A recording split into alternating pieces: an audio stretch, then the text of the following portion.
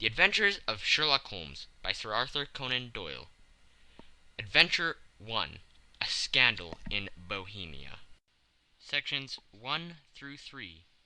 Section 1. To Sherlock Holmes she is always the woman. I have seldom heard him mention her under any other name. In her eyes she eclipses and predominates the whole of her sex. It was not that he felt any emotion akin to love for Irene Adler. All emotions, and that one particularly, were abhorrent to his cold, precise, but admirably balanced mind. He was, I take it, the most perfect reasoning and observing machine that the world has seen. But as a lover, he would have placed himself in a false position. He never spoke of the softer passions, save with a gibe and a sneer. They were admirable things for the observer, excellent for drawing the veil from men's motives and actions. But for the trained reasoner to admit such intrusions into his own delicate and finely adjusted temperament was to introduce a distracting factor which might throw a doubt on all his mental results. Grit in a sensitive instrument, or a crack in one of his own high-powered lenses, would not be more disturbing than a strong emotion in a nature such as his. And yet there was but one woman to him, and that woman was the late Irene Adler, of dubious and questionable memory. I have seen little of Holmes lately. My marriage had drifted us away from each other. My own complete happiness and the home-centered interests which rise up around the man who first finds himself master of his own establishment were sufficient to absorb all my attentions, while Holmes, who loathed every form of society with his whole Bohemian soul, remained in our lodgings in Baker Street. Buried among his old books and altering from week to week between cocaine and ambition, the drowsiness of the drug and the fierce energy of his own keen nature, he was still, as ever, deeply attracted by the study of crime, and occupied his immense faculties and extraordinary powers of observation in following out these clues, and clearing up those mysteries which had been abandoned as hopeless by the official police.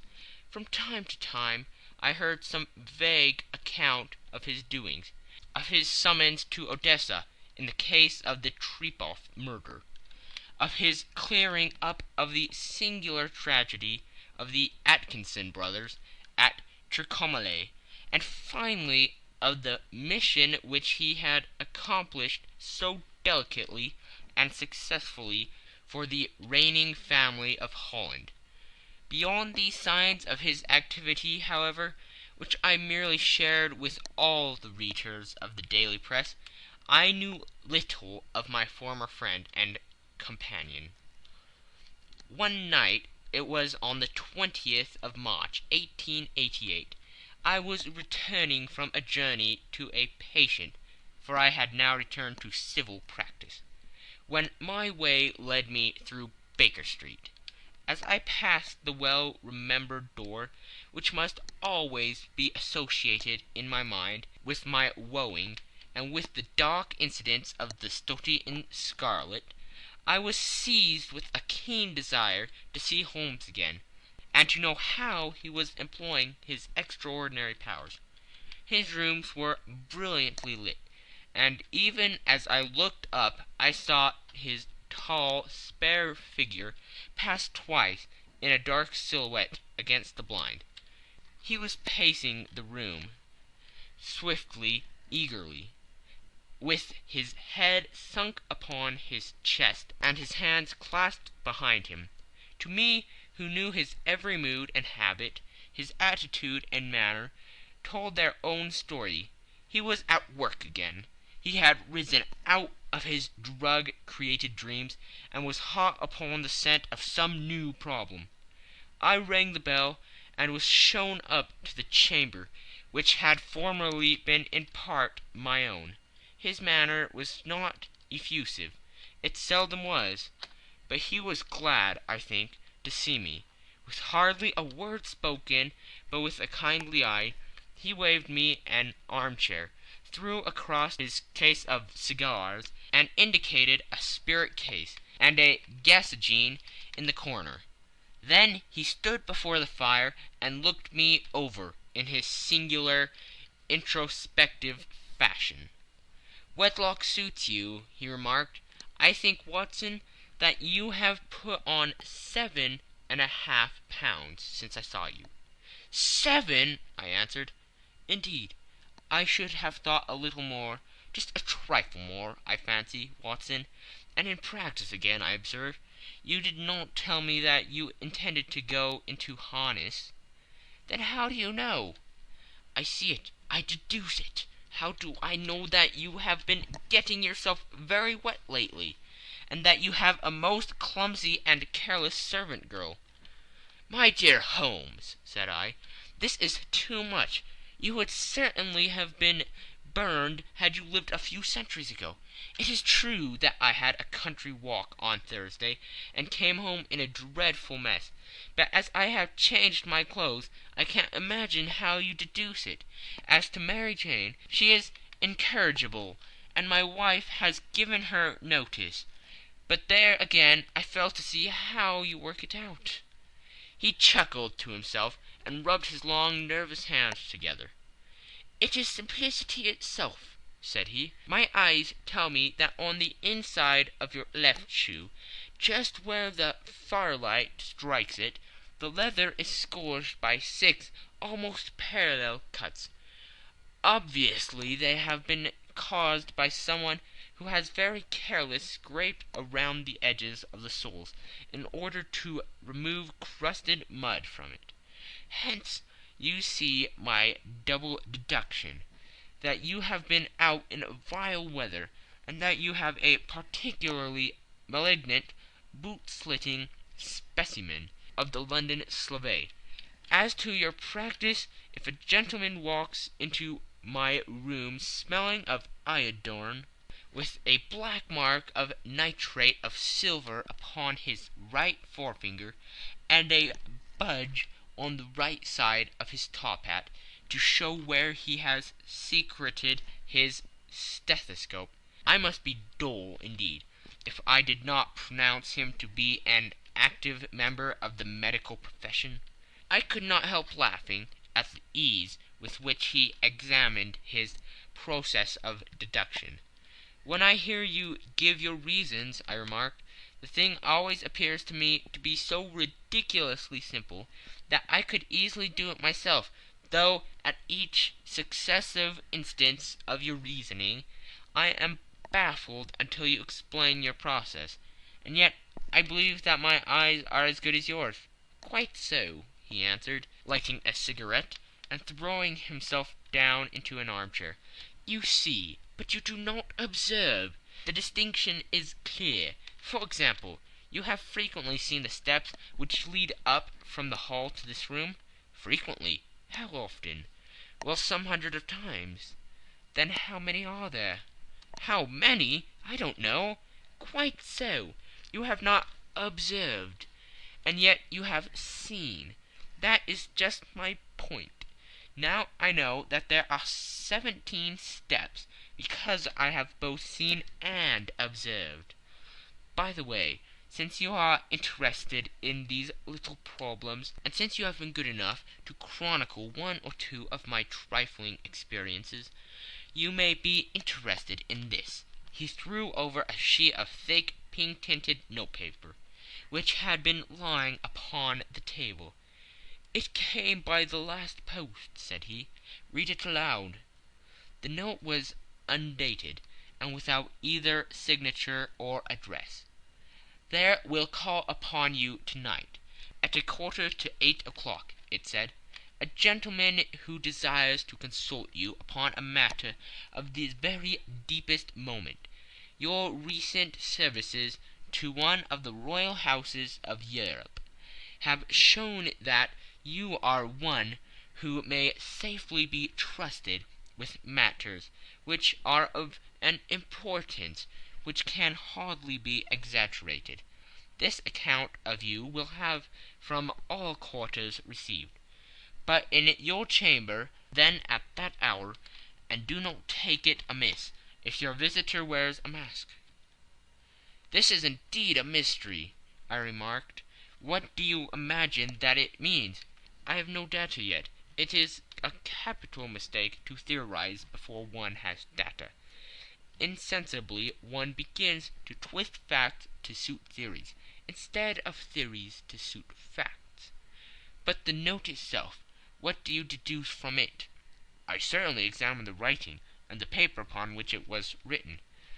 "The man who wrote it was presumably well-to-do," I remarked, endeavoring to imitate my companion's process. "Such paper could not be bought under half-a-crown a packet. It is peculiarly strong and stiff." "Peculiar, that is the very word," said Holmes. "It is not an English paper at all. Hold it up to the light." I did so, and saw a large E with a small g, a P and a large G with a small t woven into the texture of the paper. "What do you make of that?" asked Holmes. "The name of the maker, no doubt, or his monogram, rather." "Not at all. The G with the small t stands for Gesellschaft, which is German for company. It is a customary contraction like our CO. P, of course, stands for paper. Now for the EG. Let us glance at our continual gazetteer." He took down a heavy brown volume from his shelves.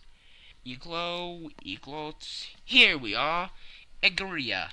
It is in a German-speaking country in Bohemia, not far from Carlsbad, remarkably as being the scene of the death of Wallenstein, and for its numerous glass factories and paper mills. Ha ha, my boy, what do you make of that?"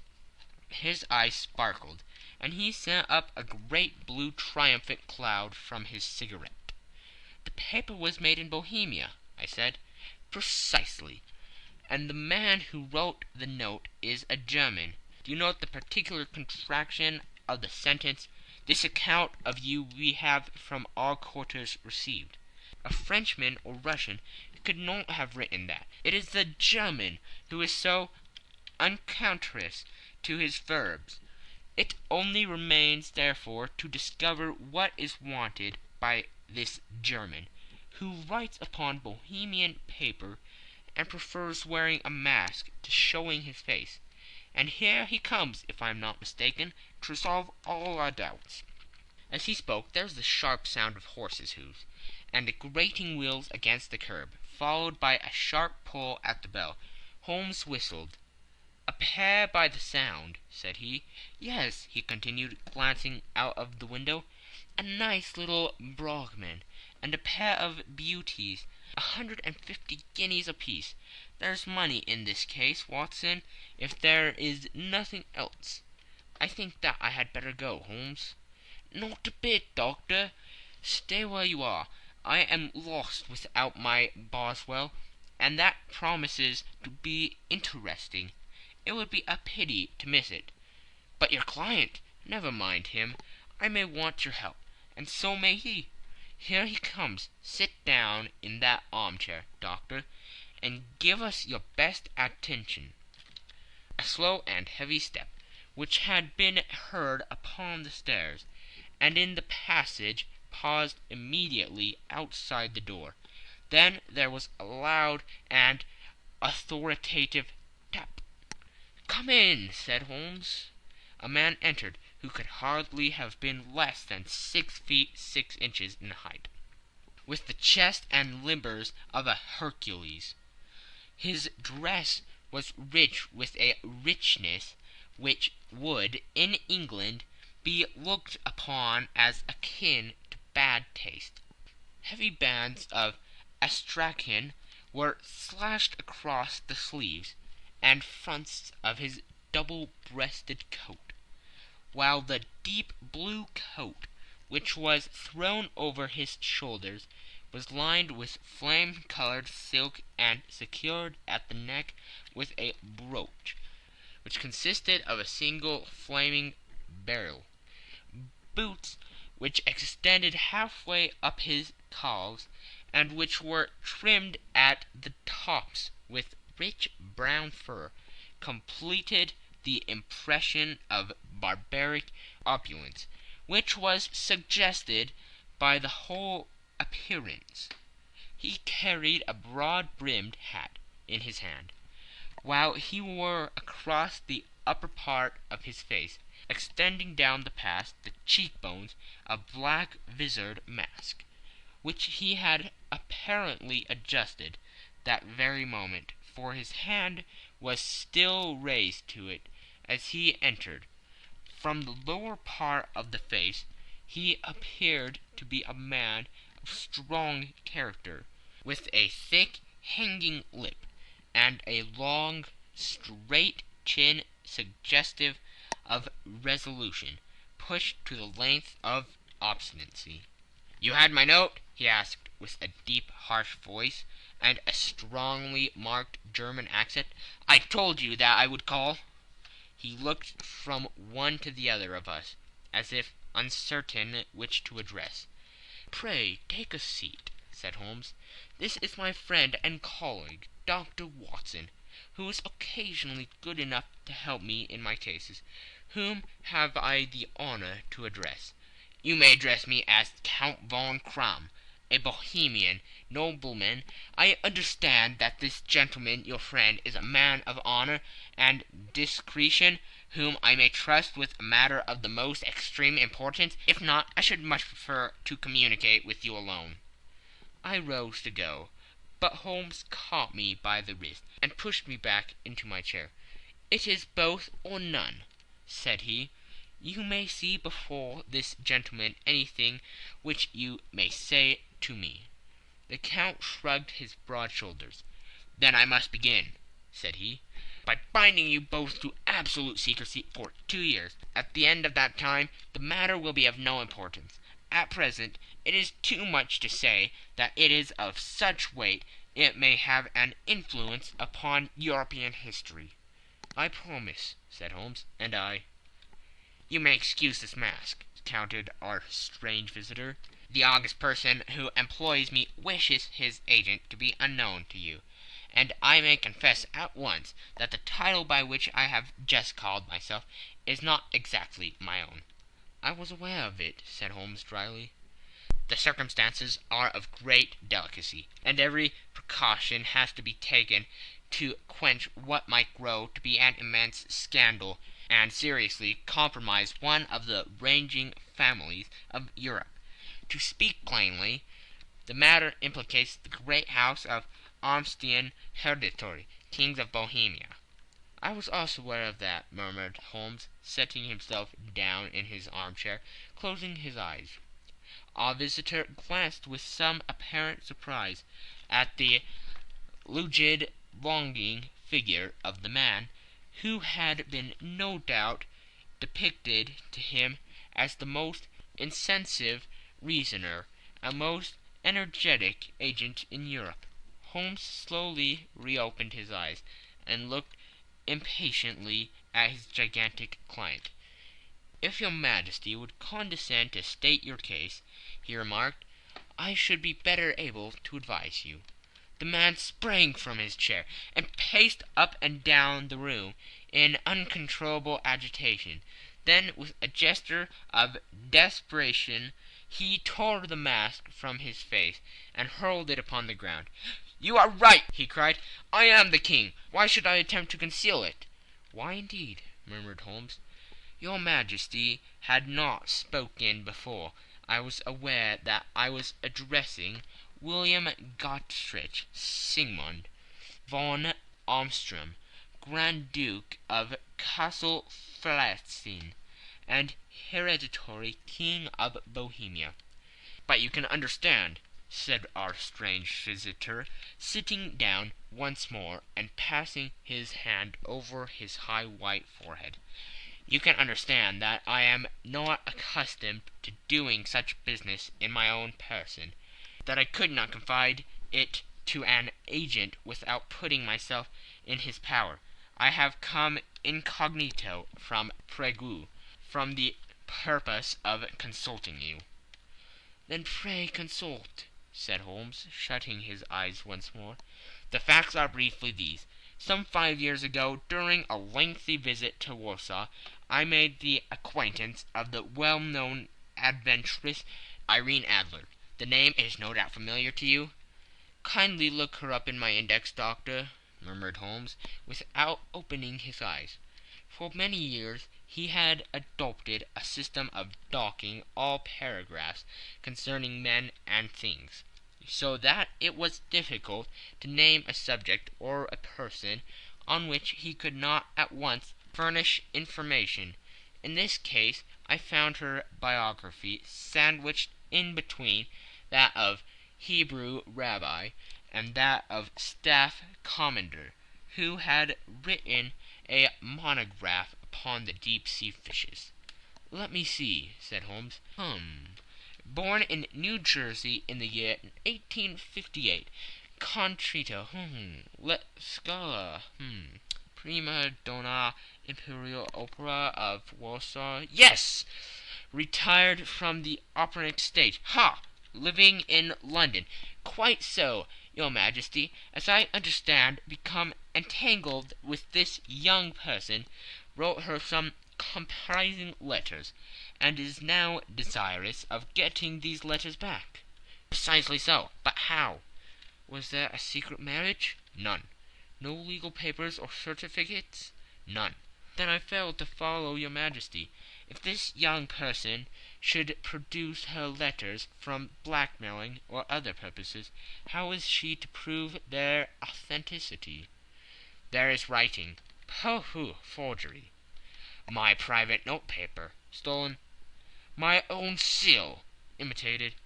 "My photograph." "Bought." "We were both in the photograph." "Oh dear, that is very bad. Your Majesty has indeed committed an indiscretion."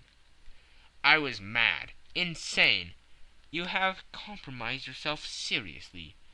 "I was only Crown Prince then. I was young. I am but 30 now." "It must be recovered." "We have tried and failed." "Your Majesty must pay. It must be bought." "She will not sell." "Stolen, then." 5 attempts have been made. Twice burglars in my pay ransacked her house. Once we diverted her luggage when she travelled. Twice she had been waylaid. There has been no result." "No sign of it?" "Absolutely none." Holmes laughed. "It is quite a pretty little problem," said he. "But a very serious one to me," returned the King, reproachfully. "Very indeed. What does she propose to do with the photograph?" "To ruin me." "But how?" "I'm about to be married." "So I have heard."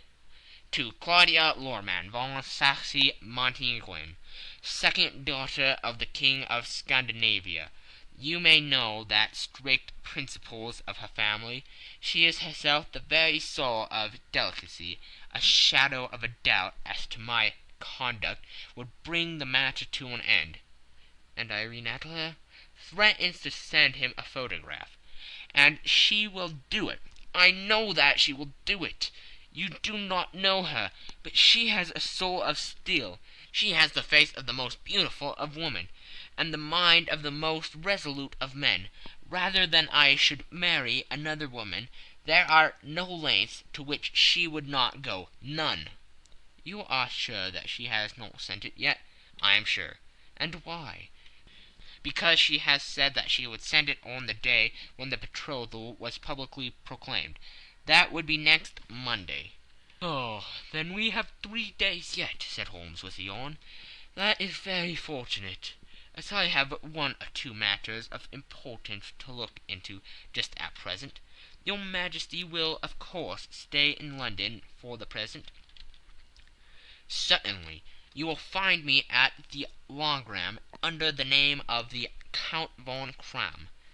Then I shall drop you a line to let you know how we progress. Pray do so. I shall be all anxiety. Then as to money, you have carte blanche. Absolutely.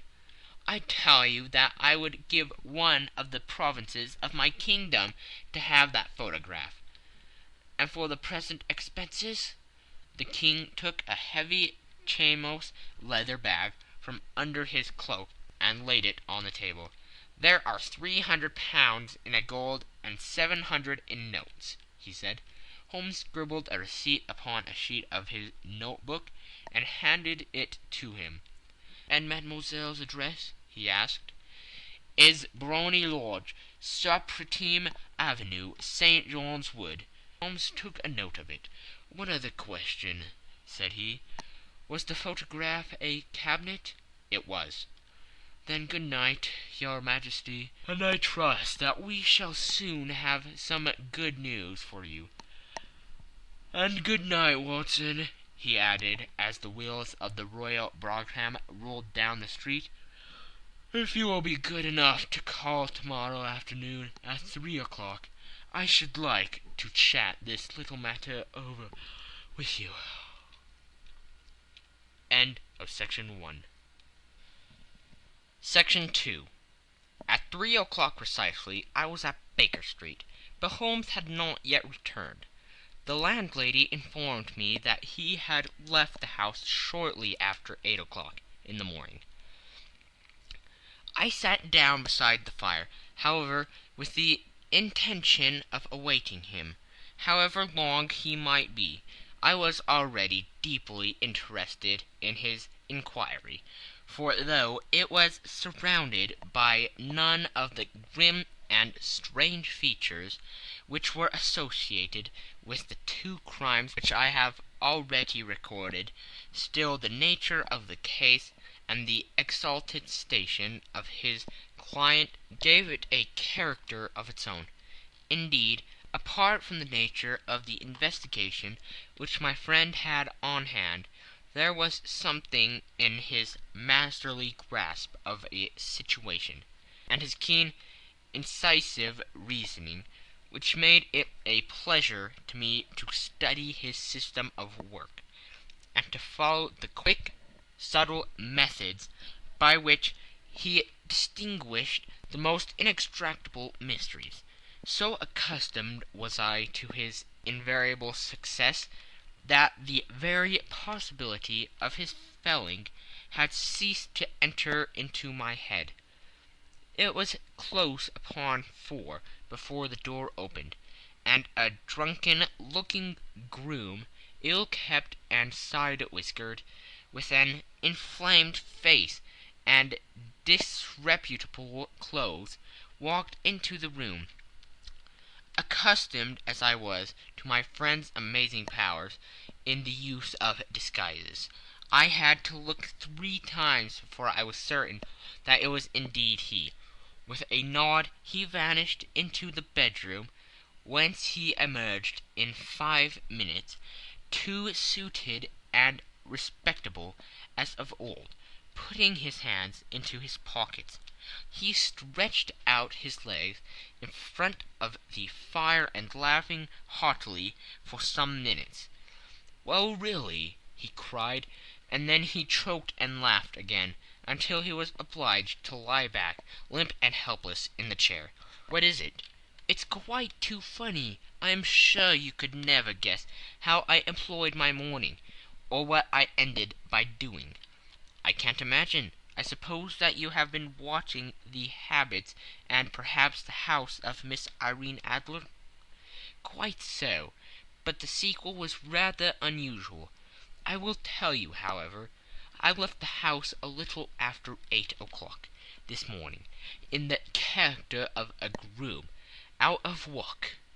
There is a wonderful sympathy and freemasonry among wholesale men. But one of them, and you will know all that there is to know, I soon found Brotny Lodge. It is a Bazille villa, with a garden at the back, but built on it right up to the road, 2 stories, Chubb lock to the door, large sitting room on the right side, well furnished with long windows almost to the floor, and those prosperous English window fasteners which a child could open. Behind there was nothing remarkable, save the passage window could be reached from the top of the coach-hill. I walked round it and examined it closely from every point of view, but without noting anything else of interest. I then lodged down the street, and found, as I expected, that there was a news in a lane which runs down by one wall of the garden.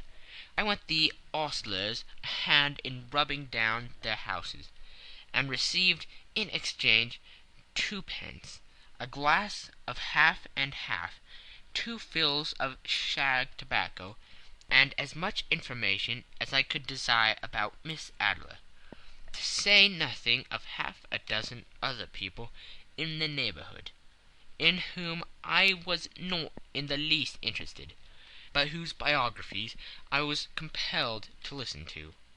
"And what of Irene Adler?" I asked. "Oh, she has turned all the men's heads down in that part. She is the daintiest thing under a bonnet on the planet. So say the Serpentine News to a man. She lives quietly, sings at concerts, drives out at 5 every day, and returns at 7 sharp for dinner. Seldom goes out at other times, except when she sings. Has only 1 male visitor, but a good deal of him. He is dark, handsome, and dashing. Never calls less than once a day, and often twice. He is Mr. Godfrey Norton of the Inner Temple. See the advantages of a cabman as a confidant. They have driven him home a dozen of times from Serpentine Mews, and knew all about him. When I had listened to all they had to tell, I began to walk up and down near Briony Lodge once more, and to think over my plan of campaign. This Godfrey Norton was evidently an important factor in the matter. He was a lawyer. That sounded ominous. What was the relation between them, and what the object of his repeated visits? Was she his client, his friend, or his mistress? If the former, she had probably transferred the photograph to his keeping. If the latter, it was less likely on the issue of this question deepened whether I should continue my work at Briony Lodge, or turn my attention to the gentlemen's chambers in the Temple. It was a delicate point, and it wanted the field of my inquiry. I fear that I bore you with these details, but I have to let you see my little difficulties, if you are to understand the situation. "I am following you closely," I answered. I was still balancing the matter in my mind, when a hansom cab drove up to Briony Lodge, and a gentleman sprang out. He was a remarkably handsome man, dark, aquiline, and moustached, evidently the man of whom I have heard. He appeared to be in a great hurry, shouted to the cabman to wait, and brushed past the maid, who opened the door with the air of a man who was thoroughly at home. He was in the house about half an hour, and I could catch glimpses of him in the windows of the sitting-room, pacing up and down, talking excitedly, and waving his arms. Of her I could see nothing. Presently he emerged, looking even more flurried than before. As he stepped up into the cab, he pulled a gold watch from his pocket, and looked at it earnestly. "Drive like the devil!" he shouted. "First to Gross and Humphrey's in Regent Street, and then to the Church of St. Monica in Edgware Road. Half a guinea if you do it in 20 minutes."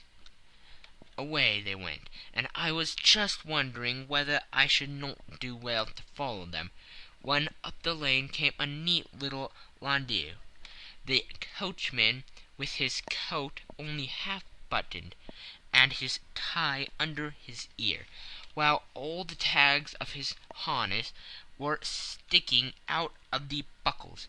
It hadn't pulled up before she shot out of the hall door and into it. I only caught a glimpse of her at the moment, but she was a lovely woman, with a face that a man might die for. "The Church of St. Monica, John," she cried, "and half a sovereign if you reach it in 20 minutes."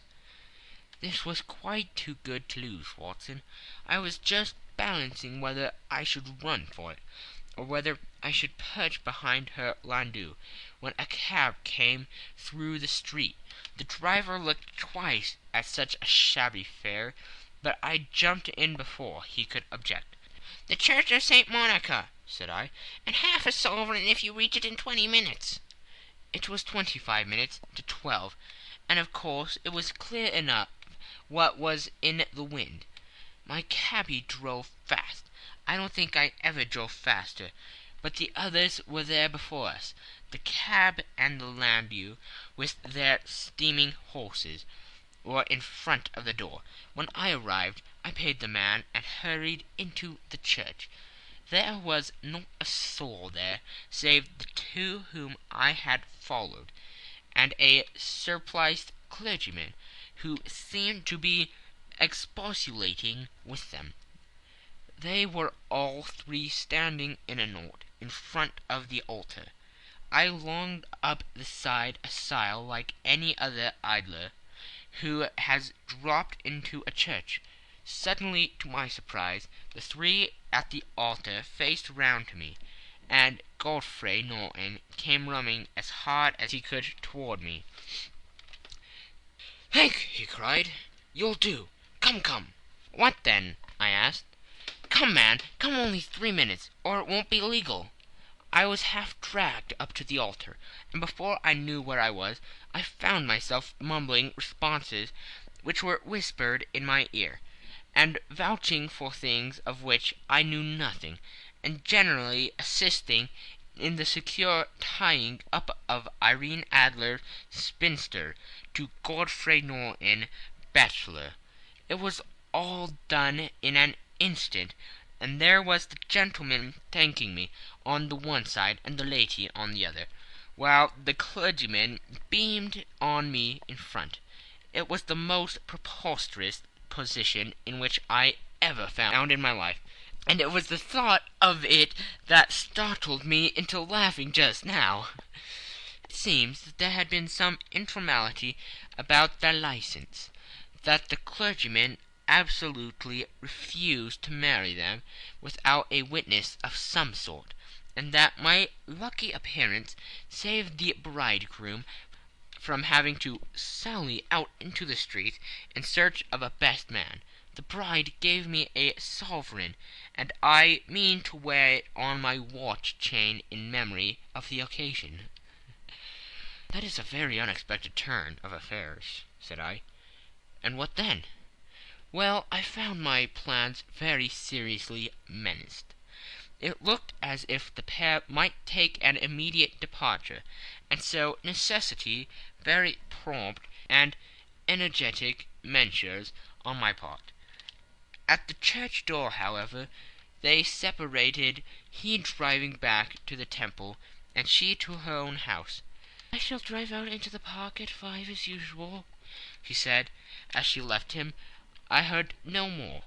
They drove away in different directions, and I went off to make my own arrangements. "Which are?" "Some cold beef and a glass of beer," he answered, ringing the bell. "I have been too busy to think of food, and I am likely to be bustier still this evening. By the way, Doctor, I shall want your cooperation."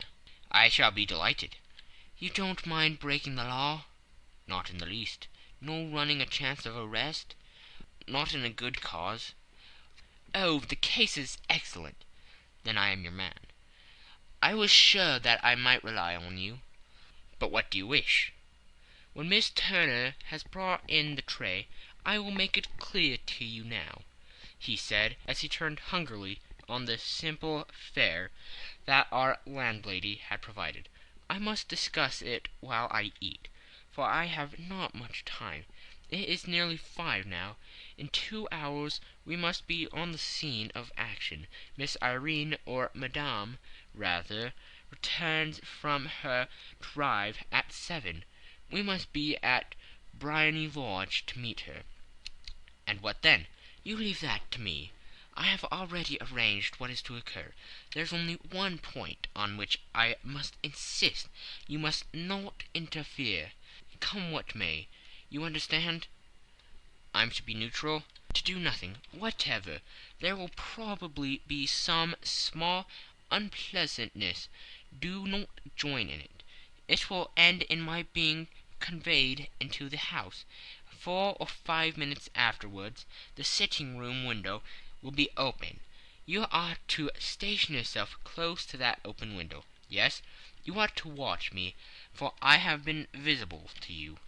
Yes, when I raise my hand, so, you will throw into the room what I give you to throw, and will at the same time raise the cry of 'Fire!' You quite follow me?" "Entirely."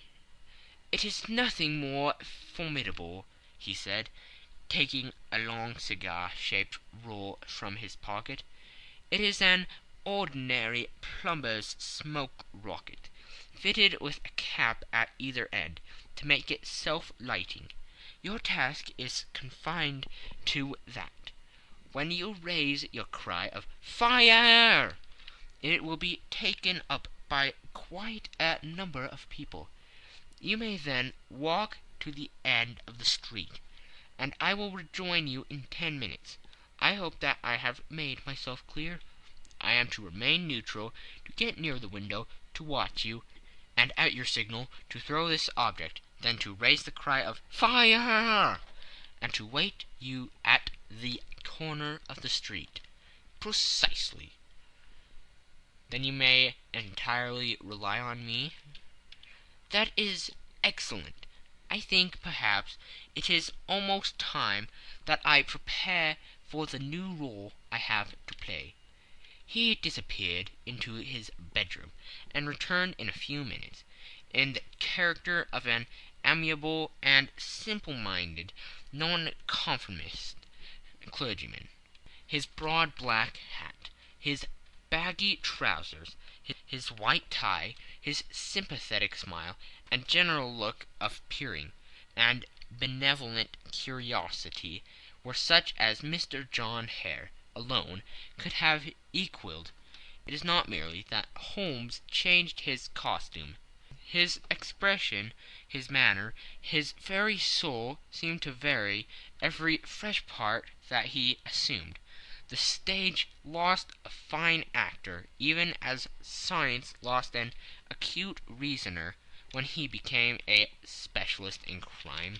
It was 6:15 when we left Baker Street, and it still wanted 10 minutes to the hour, when we found ourselves in Serpentine Avenue. It was already dusk, and the lamps were just being lighted as we paced up and down in front of Briony Lodge, waiting for the coming of its occupant. The house was just such as I had pictured it from Sherlock Holmes's succinct description, but the locality appeared to be less private than I expected. On the contrary, for a small street in a quiet neighborhood, it was remarkably animated. There was a group of shabbily dressed men smoking and laughing in a corner. A scissors grinder with his wheel, 2 guardsmen who were flirting with a nurse girl, and several well-dressed young men. who were laughing up and down with cigars in their mouths. "You see," remarked Holmes, as we passed to and fro in front of the house, "this marriage rather simplifies matters. The photograph becomes a double-edged weapon now. The chances are that she would be as averse to its being seen by Mr. Godfrey Norton as our client is to coming to the eyes of his princess. Now the question is, where are we to find the photograph?" "Where indeed? It is most unlikely that she carries it about with her. It is cabinet size, too large for easy concealment about a woman's dress. She knows that the king is capable of having her waylaid and searched. 2 attempts of the sort have already been made. We may take it, then, that she does not carry it about with her." "Where, then?" "Her banker or her lawyer. There is that double possibility, but I am inclined to think neither. Women are naturally secretive, and they like to do their own secreting. Why should she have it over to anyone else? She could trust her own guardsmanship, but she could not tell what indirect or political influence might be brought to bear upon a business man. Besides, remember that she had resolved to use it within a few days. It must be where she can lay her hands upon it. It must be in her own house." "But it has twice been burgled." "Pshaw! They did not know how to look." "But how will you look?" "I will not look." "What then?" "I will get her to show me." "But she will refuse." "She will not be able to. But I hear the rumble of wheels. It is her carriage. Now carry out my orders to the letter." As he spoke, the gleam of the side-lights of a carriage came round the curve of the avenue. It was a smart little landau, which rattled up to the door of Brimy Lodge. As it pulled up, one of the loafing's men at that corner dashed forward to open the door, in the hope of earning a copper, but was elbowed away by another loafer, who had rushed up with the same intention. A fierce quarrel broke out, which was increased by the 2 guardsmen, who took sides with one of the longers, and by the scissors grinder, who was equally hot upon the other side. A blow was struck, and in an instant the lady, who had stepped from her carriage, was the centre of a little knot of flourished and struggling men, who struck savagely at each other with their fists and sticks. Holmes dashed into the crowd to protect the lady, but just as he reached her he gave a cry and dropped to the ground, with the blood running freely down his face. At his fall the guardsmen took their heels in one direction, and the longers in the other, while a number of better dressed people, who had watched the suffice without taking part in it, crowded in to help the lady and to attend to the injured man. Irene Adler, as I will still call her, had hurried up the steps, but she stood at the top with her superb figure outlined against the lights of the hall, looking back into the street. "Is the poor gentleman much hurt?" she asked. "He is dead!" cried several voices. "No, no, there's life in him!" shouted another. "But he'll be gone before you can get him to hospital." "He's a brave fellow," said a woman. "They would have got the lady's purse and watch if it hadn't been for him. They were a gang, and a rough one too. Ah, he's breathing now." "He can't lie here in the streets. May we bring him in, marm?" "Surely bring him into the sitting-room. There's a comfortable sofa. This way, please." Slowly and solemnly he was borne into the Brymry Lodge, and laid into the principal room. while I still observed the proceedings from my post by the window. The lamps had been lit, but the blinds had been drawn so that I could see Holmes as he lay upon the couch. I do not know whether he was seized with compunction at that moment for the part he was playing, but I know that I never felt more heartily ashamed of myself in my life than when I saw the beautiful creature against whom I was conspiring, or the grace and kindliness with which she waited upon the injured man. And yet it would be the blackest treachery to Holmes to draw back now from the part which he had entrusted to me. I hardened my heart, and took the smoke rocket from under my ulster. After all, I thought, we are not injuring her. We are but preventing her from injuring another. Holmes had sat up upon the couch, and I saw him motion like a man who is in need of air. A maid rushed across the threshold, opened the window. At the same instant I saw him raise his hand, and at the signal I tossed my rocket into the room, with a cry of "Fire!" The word was no sooner out of my mouth than the whole crowd of spectators, well dressed and ill, gentlemen, osters, and servant-maids, joined in the general shriek of "Fire!"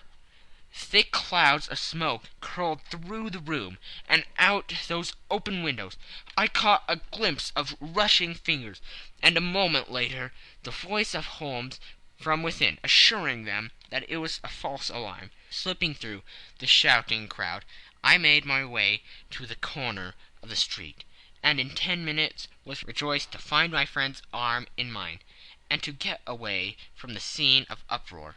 He walked swiftly and in silence for some few minutes, until we had turned down on one of the quiet streets which led towards the Edgware Road. "You did it very nicely, Doctor," he remarked. "Nothing could have been better. It is all right." "You have the photograph?" "I know where it is." "And how did you find out?"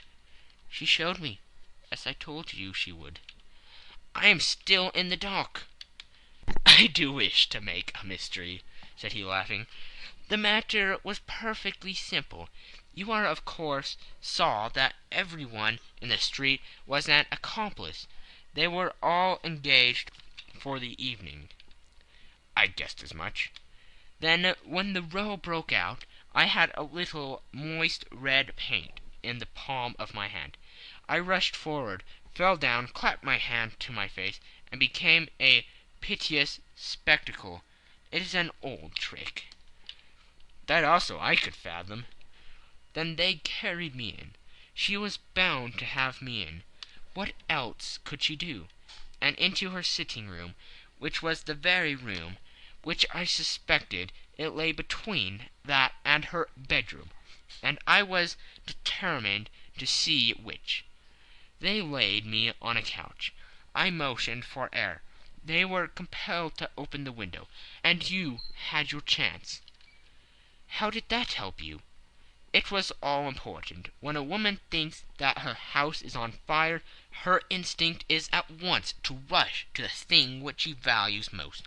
It is a perfectly overpowering impulse, and I have more than once taken advantage of it. In the case of the Darlington substitution scandal it was of use to me, and also in the Arnsworth Castle business. A married woman grabs at her baby, an unmarried one reaches for her jewelry box.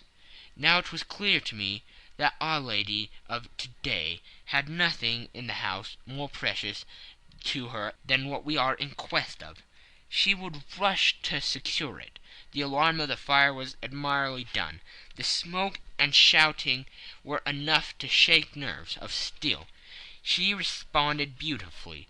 The photograph is in a recess behind a sliding panel, just above the right bell-pull. She was there in an instant, and I caught a glimpse of it as she half drew it out. When I cried out that it was a false alarm, she replaced it, glancing at the rocket, rushed from the room, and I have not seen her since. I rose, and making my excuses, escaped from the house. I hesitated whether to attempt to secure the photograph at once, but the coachman had come in, and as he was watching me narrowly, it seemed safer to wait. A little over precipitance may ruin all. "And now?" I asked.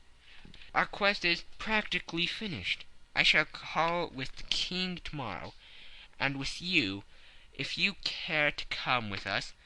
We will be showed into the sitting-room to wait for the lady. But it is probable that when she comes she may find neither us nor the photograph. It might be a satisfaction to his Majesty to regain it with his own hands." "And when will you call?" "At 8 in the morning. She will not be up, so that we shall have a clear field. Besides, we must be prompt, for this marriage may mean a complete change in her life and habits. I must wire to the king without delay." We had reached Baker Street, and had stopped at the door. He was searching his pockets for the key, when someone passing said, "Good night, Mr. Sherlock Holmes." There were several people on the pavement at the time, but the greeting appeared to come from a slim youth in an ulster who had hurried by. "I've heard that voice before," said Holmes, starting down the dimly lit street. "Now I wonder who the deuce that could have been." End of Section 2. Section 3. I slept at Baker Street that night, and we were engaged upon our toast and coffee in the morning, when the King of Bohemia rushed into the room. "You have really got it?" he cried, grasping Sherlock Holmes by either shoulder, or looking eagerly into his face. "Not yet." "But you have hopes?" "I have hopes." "Then come. I am all impatience to be gone." "We must have a cab." "No, my brougham is waiting." "Then that will simplify matters." We descended, and started off at once more for Bombay Lodge. "Irene Adler is married," remarked Holmes. "Married? When?" "Yesterday." "But to whom?" "To an English lawyer named Norton." "But she could not love him." "I am in hopes that she does." "And why in hopes?" "Because it would spare your Majesty all fear of future annoyance. If the lady loves her husband, she does not love your Majesty.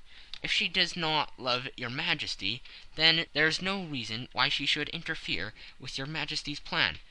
"It is true. And yet, well, I wish she had been of my own station. What a queen she would have made." He relapsed into a mood silence, which was not broken until we drew up in Serpentine Avenue. The door of Brimary Lodge was open, and an elderly woman stood up the steps. She watched us with a sardonic eye as we stepped from the brougham. "Mr. Sherlock Holmes, I believe," said she.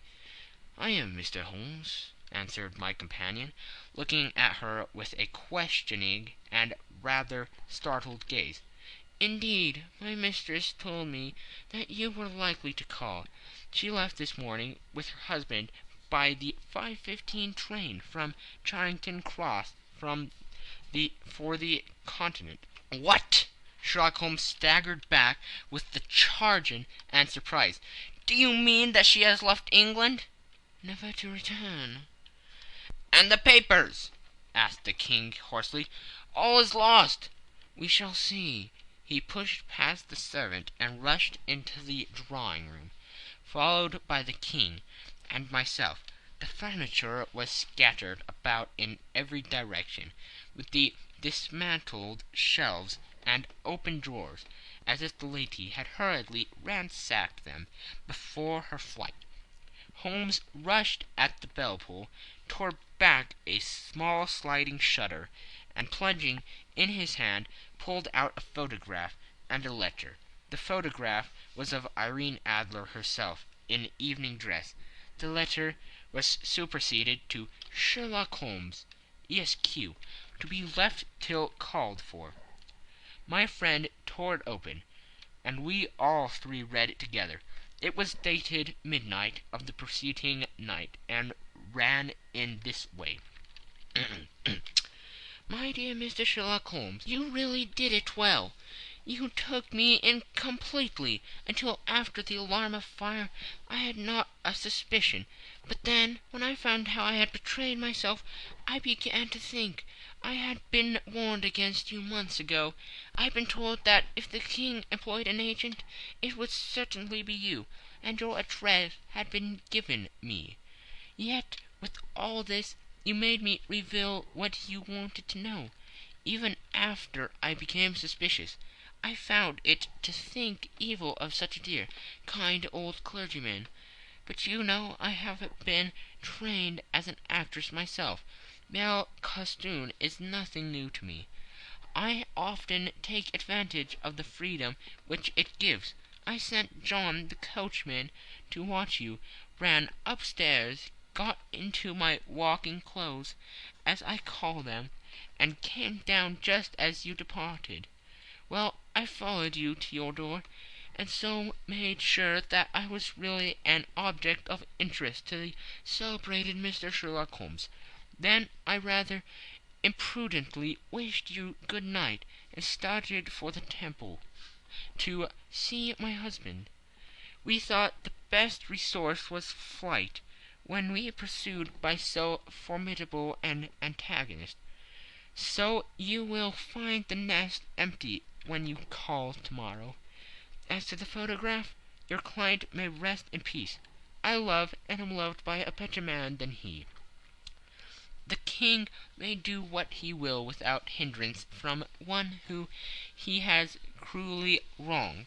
I keep it only to safeguard myself, and to preserve a weapon which will always secure me from any steps which he might take in the future.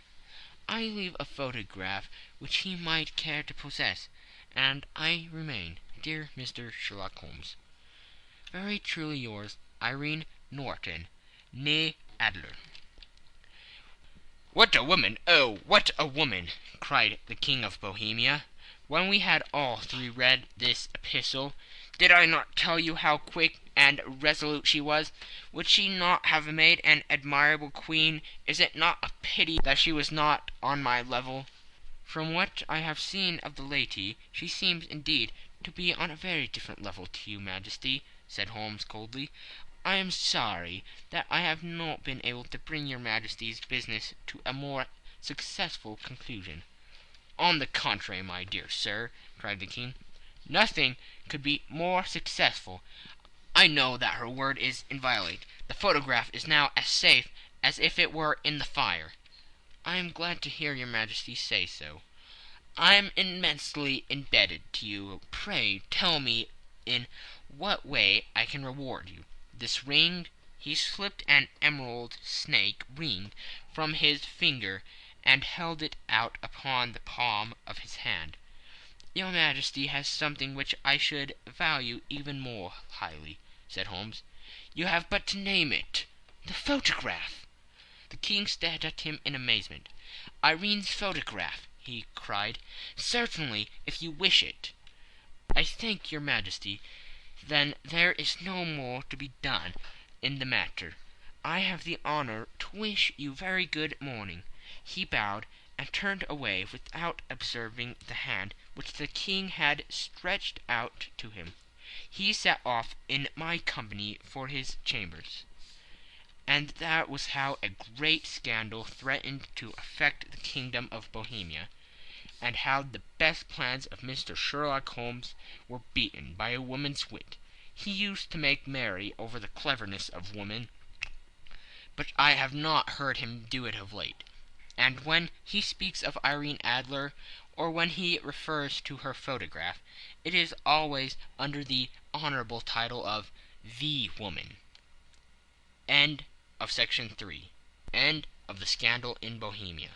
This is a TBOO3 production.